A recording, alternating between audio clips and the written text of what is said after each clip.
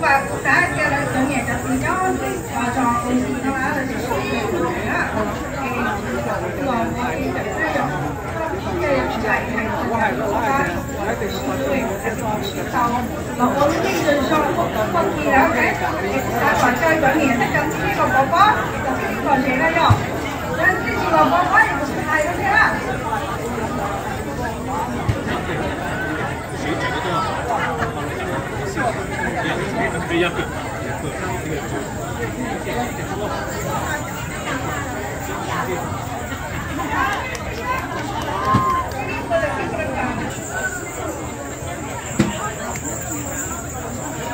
Okay, to our special guests, okay, this is our traditional ball toss, okay?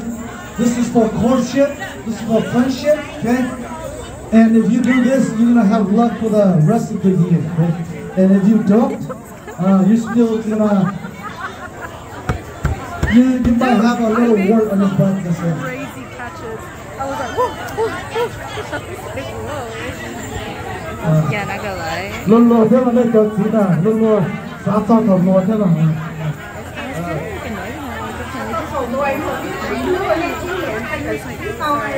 thầu gì cho bé chỉ muốn cho xã cho tôi thả nên thì họ phải đi đấy cho những bây giờ đi đâu làm thế mình một bé gì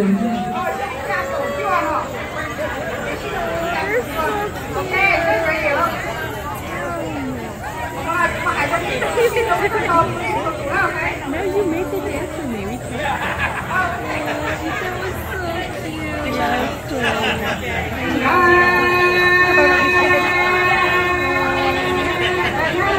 It was so funny. Girl, we gotta do it again next year. Deadass. They're so cute. She gotta cry. That's so cute. I love that she made them right in.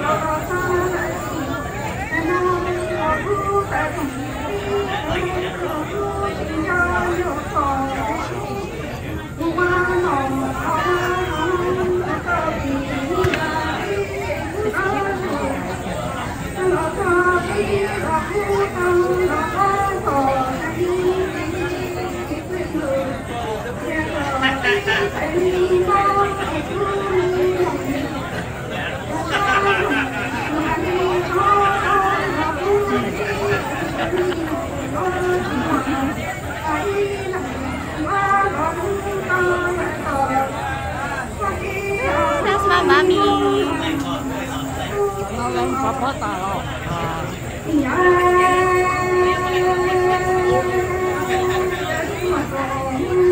cái này tôi chỉ cho được xe này, cái này là tôi chơi ở đây. Sao mà?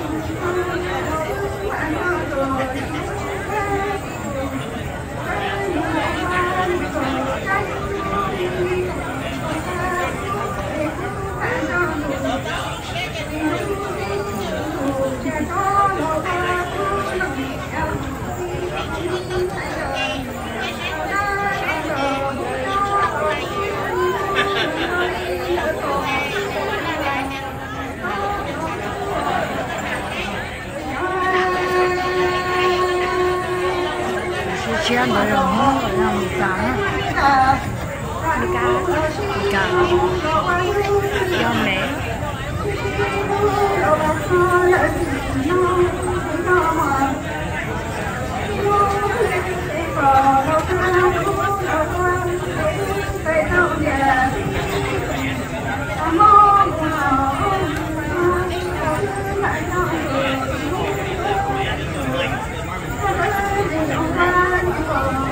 Trời nó phải chịu theo nó phá địa ta này ở mỏ sao thì sao thì tôi chỉ trông nhưng mà phá địa là chỉ trông hay là chỉ chạy một số